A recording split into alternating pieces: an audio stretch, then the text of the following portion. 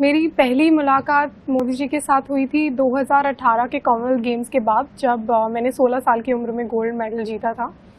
तो उस टाइम पे उन्होंने काफ़ी सराहना की थी मेरी, जिस तरीके का मेरा प्रदर्शन रहा। मैंने दोनों स्टेजेस पे रिकॉर्ड के साथ मेडल लिया था गोल्ड, और उसके बाद से हम काफ़ी सारे इवेंट्स में मिलते रहते हैं और हमेशा वो प्रोत्साहित करते हैं कि आगे और अच्छा करना चाहिए और किस तरीके का चीज़ें रिक्वायर्ड हैं या कुछ मदद की ज़रूरत है तो हमेशा तत्पर रहते हैं मदद करने के लिए। हमेशा जिस भी इवेंट में हम मिलते हैं, जब भी हमारी मुलाकात होती है, तो हमेशा उनका अप्रोच है वो बहुत ही पॉजिटिव रहती है। वो बहुत ही पॉजिटिव किस्म के व्यक्ति हैं और हमेशा उनका यही रहता है कि आपको जो भी ज़रूरत हो आप कभी भी मुझसे रीच आउट कर सकते हैं। साई के थ्रू, जो टारगेट ओलंपिक पोडियम स्कीम के थ्रू जो भी मुझे हेल्प चाहिए होती है वो हमेशा मेरी हेल्प करते आए हैं। काफ़ी सारी विशेष बातचीत है उनके साथ मेरी, क्योंकि उनसे जब भी मुलाकात होती है, बातचीत होती है, वो सारी विशेष ही होती हैं मेरे लिए। तो पर कॉमनवेल्थ गेम्स के समय मुझे काफ़ी याद है कि मैंने सिर्फ उनका नाम ही सुना था, मैं उनको जानती नहीं थी, मैंने कभी देखा नहीं था। और इन पर्सन पहली बार मैं उनसे जब मिली थी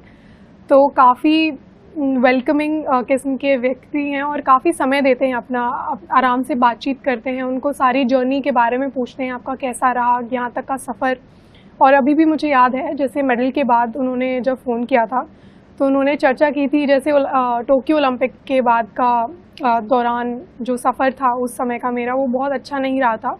उसके बारे में भी उन्होंने काफ़ी पूछा मुझसे कि उससे कैसे मैं उभर कर आई और क्या क्या चीज़ें थी और आगे का क्या प्लान है। तो सारी कॉन्वर्सेशंस ही काफ़ी इम्पॉर्टेंट रहती हैं। मुझे लगता है कि जिस तरीके का उनका जज्बा है खिलाड़ियों के प्रति, जो वो जाने से, किसी कंपटीशन जाने से पहले मिलते हैं, उनको प्रोत्साहित करते हैं और आने के बाद भी वापस मिलते हैं, और जिसका मेडल है या नहीं है उनको भी प्रोत्साहित करते हैं, जिनका है उनको आगे और भी अच्छा करने के लिए, और जिनका नहीं है उनको डटे रहने के लिए हिम्मत बांधते हैं।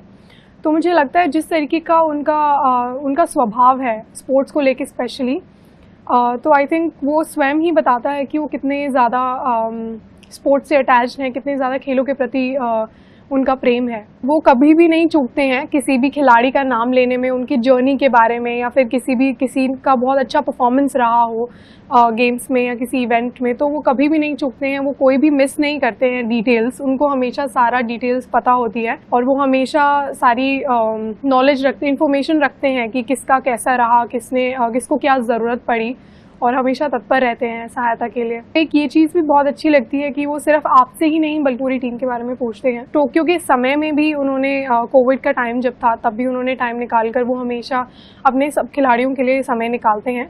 और आने के बाद भी, हालांकि मेरा प्रदर्शन अच्छा नहीं रहा था, तब भी मैं आई थी जब वापस इंडिया, और उसके बाद जैसे वेकेशन का वो हुआ था कि छुट्टी ले लेनी चाहिए अब, तो उस टाइम पे भी उन्होंने फ़ोन करके मेरी उनसे कॉन्वर्जेसन हुई थी। उन्होंने मुझसे पूछा था और उन्होंने आगे भी डटे रहने के लिए कहा था, और अभी भी पेरिस से पहले भी वो मिले थे। और सबसे बड़ी बात उन्होंने यही कही थी कि सिर्फ सबसे ज़्यादा हमें स्वयं पर भरोसा होना चाहिए, हमारी जो मेहनत है उस पर हमें भरोसा होना चाहिए, और जिस तरीके की जर्नी हमारी रही है, जो हमने कितने कंपटीशन लाइफ में खेले हैं, कितने लंबे सालों का करियर की मेहनत रही है हमारी, तो उस पर हमें भरोसा होना चाहिए। और फिर बस लगे रहना है, और चाहे हार हो चाहे जीत हो, उसके आगे भी जीवन है और लगे रहना है हमेशा। मेरा जैसे मेडल आया उसके बाद डोपिंग कंट्रोल और मीडिया और सब कुछ के बाद, जैसे ही मैं थोड़ा यूँ था कि अब बस बहुत थक गई,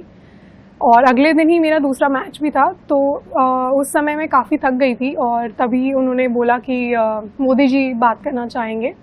तो एकदम से वो सारा हौसला वापस आने लग गया, और उनसे जैसे ही बात हुई तो वो हमेशा बहुत एनर्जेटिक रहते हैं, बहुत उनमें बात जैसे करते हो ना तो हमेशा बहुत एनर्जेटिक से रहते हैं। तो उन्होंने कॉन्ग्रेचुलेट किया, और आई थिंक ऐसी चीज़ें बहुत अच्छी लगती हैं। ये हमें भी प्रोत्साहित करती हैं कि आगे भी हमें ऐसे ही डटकर मुकाबला करना है, अच्छा करने की कोशिश करनी है।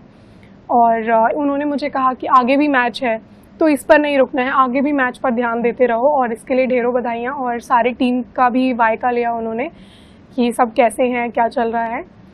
तो ऐसी चीज़ें, और उन्होंने मिस भी नहीं किया कि मैं 0.1 से जैसे मेरा सिल्वर रह गया था, तो उन्होंने वो भी बताया कि हम देख रहे थे मैच तुम्हारा, और 0.1 से जो है तुम्हारा सिल्वर रहा, तो उसके लिए थोड़ा दुख है, पर बहुत परफॉर्मेंस बहुत अच्छी रही, तो काफ़ी अच्छा लगता है जब वो क्लोजली मॉनिटर करते हैं और बधाई देते हैं। उन्होंने एक चीज़ ये कही थी कि आप जो रूटीन है आपका उसको बिल्कुल नहीं छोड़ना चाहिए।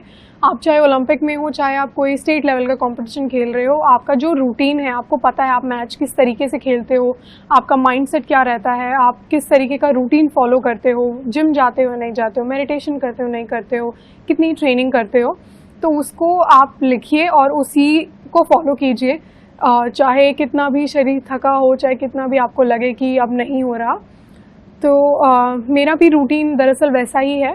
मैं बहुत रिजिड रूटीन, बहुत ही बिल्कुल एक ही रूटीन फॉलो करती हूँ पूरे समय में। तो उस चीज़ के बारे में भी उन्होंने कहा था कि आप अपना रूटीन फॉलो कीजिए, जो भी आपको सूट करता है बेस्ट वही कीजिए। जिस तरीके से वो इंटरेस्ट दिखाते हैं हमेशा कि खिलाड़ियों से जाने से पहले मैं मुलाकात करूं, उनसे पूछूं उनकी कोई दुख पीड़ा या कुछ उनको समस्याएं हैं तो वो उनका हल निकालेंगे ज़रूर। और खिलाड़ियों के मैचेस के बाद भी, जैसे एशियन गेम्स के बाद भी हम उनसे मिले थे, तो आई थिंक इस तरीके का वन ऑन वन कॉन्वर्सेशन काफ़ी अच्छा लगता है और काफ़ी प्रोत्साहित करता है हमें भी आगे अच्छा करने के लिए।